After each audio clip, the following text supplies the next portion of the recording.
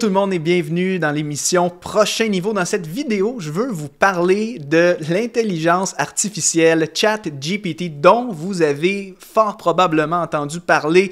Tout le monde en parle en ce moment dans les nouvelles, sur Internet, sur les médias sociaux. En fait, c'est une nouvelle technologie qui vient d'apparaître tout récemment en début d'année et qui offre des possibilités assez impressionnantes qui peut nous aider de façon pratique et dans notre travail et dans notre vie personnelle, mais aussi dans notre vie spirituelle. Alors aujourd'hui, je veux vous montrer en quelque sorte comment vous pouvez vous servir de cet outil-là pour étudier la Bible. Mais juste avant de commencer, c'est certain si vous n'avez aucune idée de quoi je parle, je vous encourage peut-être à mettre la vidéo sur pause et à juste faire une petite recherche sur Internet pour savoir de quoi il s'agit. Et pour vous donner une explication très simple, ChatGPT, qu'est-ce que c'est? Eh bien, c'est une intelligence artificielle qui est spécialisée dans le traitement du langage naturel. Pour vous expliquer ça dans un langage compréhensible, en fait, c'est comme un robot conversationnel. Tu peux parler à ChatGPT au même titre que tu parlerais à un être humain, à un ami. Et ChatGPT est une intelligence artificielle qui a énormément de connaissances et qui est en mesure, en fait, de te répondre comme si c'était un être humain qui te parle. Vous êtes certainement familier avec l'outil de recherche Google, sur lequel tout le monde est habitué de faire différentes requêtes pour trouver de l'information. ChatGPT, voyons-le un peu comme un Google 2.0, mais beaucoup plus avancé, qui va t'amener aussi des réponses tout à fait personnalisées. Tu peux interagir avec ChatGPT, contrairement à Google.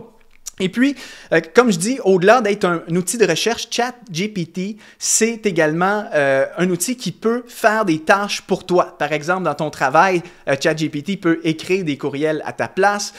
Tu peux demander à ChatGPT de te suggérer des idées. Tu peux trouver des solutions. Mais bon, ça sort du cadre de cette vidéo. Mon objectif dans cette vidéo, c'est de vous faire un petit tutoriel sur comment vous pouvez vous en servir pour étudier la Bible. Et personnellement, je m'en sers régulièrement maintenant dans le cadre de mes études bibliques et c'est juste génial. Parfois, je lis un passage compliqué de la Bible et j'aimerais avoir une explication, avoir des références et tout ça, comprendre les mots grecs pour mieux interpréter un texte et on peut se servir d'un outil comme ChatGPT pour faire ça. Bref, sans plus tarder, je vais vous faire le petit tutoriel. Vous allez mieux comprendre à la fin de la vidéo, mais juste avant, petite parenthèse que je tiens quand même à mentionner, c'est que comme n'importe quel outil d'étude biblique, un outil comme ChatGPT ne remplace pas évidemment l'inspiration du Saint-Esprit et la contribution que le Saint-Esprit nous amène lorsqu'on étudie la parole. Donc, ChatGPT, il faut le voir un peu comme Google, comme des sites Internet chrétiens qu'on consulterait, un dictionnaire biblique, une concordance. Donc, il faut le voir un peu de la même manière que ces outils-là. Et vous allez voir que, encore une fois, ça peut vous être extrêmement utile. Alors, sans plus tarder, je vous laisse avec le tutoriel. Donc, on est présentement ici dans l'interface de ChatGPT. Alors, je vous montre très rapidement comment ça fonctionne. En fait, c'est très simple. C'est une application qu'on peut prendre en charge rapidement. Il n'y a pas énormément de fonctionnalités. C'est tout simplement, en fait, un robot conversationnel. Et donc, on va écrire des choses à ChatGPT au même titre que si on écrivait à un ami, par exemple, à la seule différence que là, on écrit à une intelligence artificielle. Donc, on va échanger avec cette intelligence artificielle-là. On va dialoguer avec elle. Et donc, l'idée, c'est vraiment à chaque fois que tu veux demander une question à ChatGPT, ben, tu vas lui formuler un message ici dans la petite barre de commentaires où est-ce que vous voyez ma souris.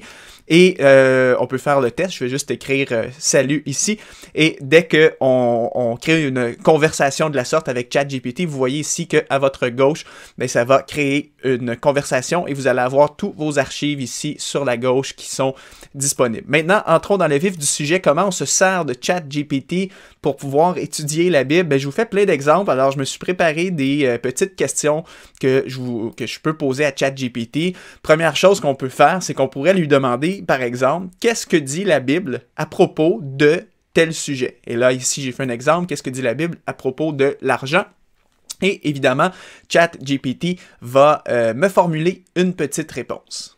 Donc, voici la réponse que ChatGPT m'a donnée. Donc, la Bible aborde le sujet de l'argent à de nombreuses reprises et de différentes manières. Voici quelques-unes des principales leçons et principes qui en ressortent. Et là, plein de bons contenus, la racine de tous les mots. On me cite le verset de 1 Timothée, chapitre 6, verset 10. La gestion responsable de l'argent, donc le fameux principe de l'intendance, l'importance de l'épargne, le danger de l'avarice, la générosité. Et donc, on me donne également des références bibliques. Et là, ce qui est intéressant avec ChatGPT, c'est que c'est un outil interactif. Donc, tu peux vraiment lui parler comme si tu parlais à un ami, à un conseiller, etc. Et je pourrais le relancer sur certaines questions ou sur certains points. Donc, je pourrais par exemple lui dire pourquoi la générosité est importante. Pourquoi la générosité est importante? Donc, je le relance sur cette question et vous voyez que ChatGPT va me formuler une nouvelle explication pour ce point-là en particulier. Donc, peu importe le sujet sur lequel vous vous questionnez dans la Bible, vous pouvez poser une question du genre « Que dit la Bible à propos de l'argent, à propos du mariage, l'obéissance, la fidélité, toutes ces choses? » Et après, ChatGPT, en fait, va vous fournir des réponses. Prochain exemple que vous pouvez faire avec ChatGPT pour étudier la Bible, c'est que vous pouvez lui demander, par exemple, de vous sortir des versets sur un certain thème. Donc, ici, l'exemple que je m'étais fait, c'est celui-ci. Donc, trouve-moi 10 versets qui parle de la prière dans le Nouveau Testament. Alors, je demande à ChatGPT, dans le fond, de me fournir des versets, disons que j'anime une étude biblique ou que je prépare une prédication ou simplement pour mon édification personnelle, je veux des références bibliques sur un certain thème, je pourrais lui demander de m'en fournir. Vous allez me dire, ben, on peut faire la même chose dans Google. C'est vrai, la différence, c'est qu'ici, on peut vraiment, encore une fois, le relancer. Par exemple, il m'a fourni 10 versets. Si j'en veux davantage, je pourrais lui écrire ici « Continue ». Et vous voyez que ChatGPT va continuer la liste. Et encore une fois, ensuite, je pourrais lui demander, par exemple, de me fournir ces versets-là, disons dans une autre version de la Bible. Admettons que je veux étudier la Bible en anglais.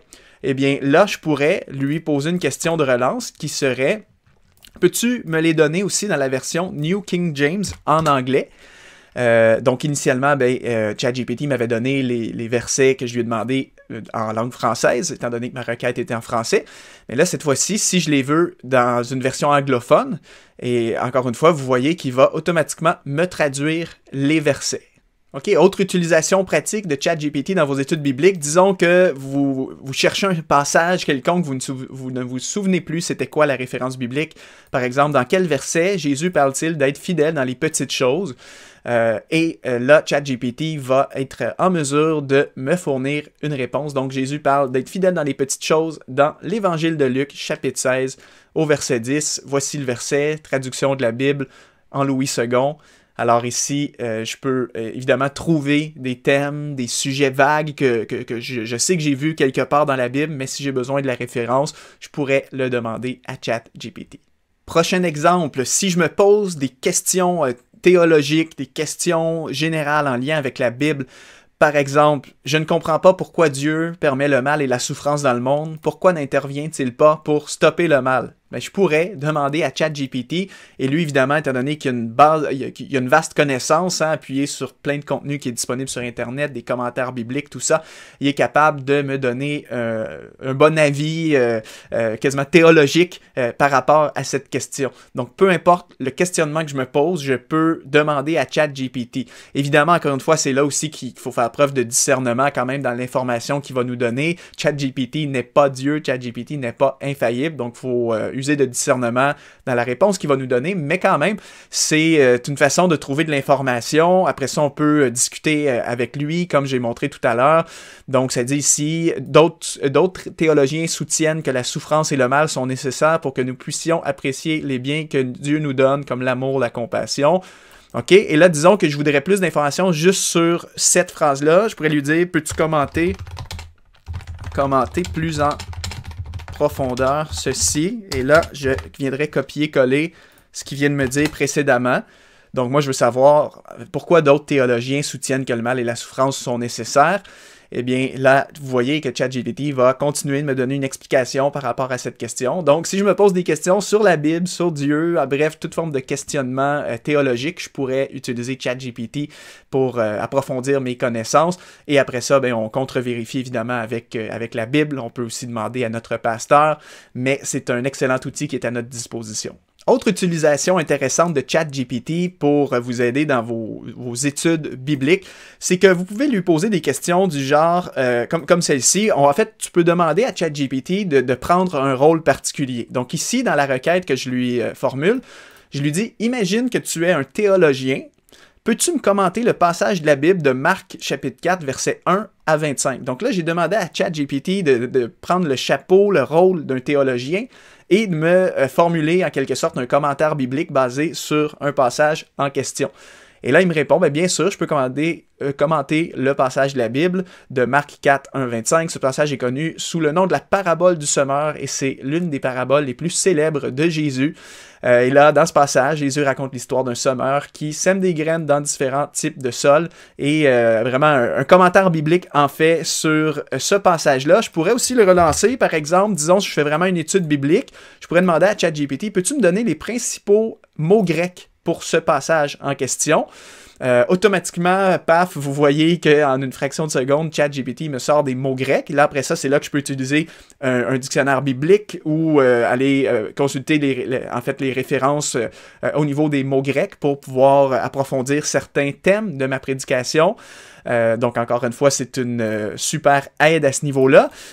Et disons que, en tant que pasteur ou communicateur, je veux prêcher sur ce passage. Je pourrais demander un premier avis à ChatGPT, juste une certaine guidance du genre, si je dois prêcher sur ce passage, quels sont les points que tu me suggérerais pour ma prédication?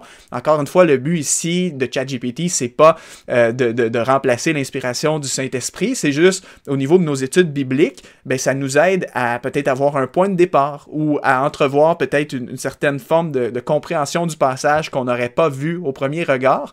Donc, au même titre que vous pouvez utiliser parfois certains commentaires bibliques, consulter des ouvrages de référence lorsque vous étudiez la Bible dans le but de communiquer, ChatGPT peut vous aider. Donc, ici, il me propose, si vous devez prêcher sur ce passage de la Bible, voici quelques points que je vous suggère de considérer dans votre prédication. Donc, la parole de Dieu est précieuse. Jésus compare la parole à une graine. Nous devons écouter attentivement la parole de Dieu. La nécessité de la persévérance, la récompense de la réception de la parole de Dieu. Donc, vous voyez que ça me donne ici des idées pour une prédication. Je pourrais même aller plus loin dans ma requête en disant « Propose-moi un plan avec l'introduction, le corps et l'application pour ma prédication sur la parabole du semeur. » Et là, ici, ChatGPT me fait une certaine ébauche de comment je pourrais peut-être structurer mon message. Donc ici, introduction, la parole de Dieu est précieuse, les obstacles à la réception de la parole de Dieu, la nécessité de l'écoute attentive, l'application, etc. Donc, encore une fois, ça peut être un outil qui est génial là, pour tous ceux qui communiquent la parole et c'est un complément. Moi, je le vois au même titre qu'un commentaire biblique et encore une fois, il faut toujours quand même contre-vérifier et ça ne remplace pas le rôle de l'inspiration du Saint-Esprit, de la recherche de la face de Dieu pour avoir une parole qui vient de lui, mais c'est vraiment un outil qui peut nous aider d'une façon rationnelle, en fait, dans notre étude biblique. Donc voilà, écoutez, il y a vraiment plein de choses qu'on peut faire avec ChatGPT pour l'étude biblique, en fait, pour mieux comprendre la parole. Le mieux à faire, c'est vraiment d'aller jeter un coup d'œil de votre côté. Créez-vous un compte, vous allez pouvoir utiliser ça gratuitement, vous faire un petit avis sur comment ça fonctionne. Je serais curieux de savoir ce que vous en pensez et n'hésitez pas à laisser un petit commentaire sous cette vidéo. Merci à tous d'avoir écouté cette vidéo et on se revoit une prochaine fois sur l'émission Prochain Niveau.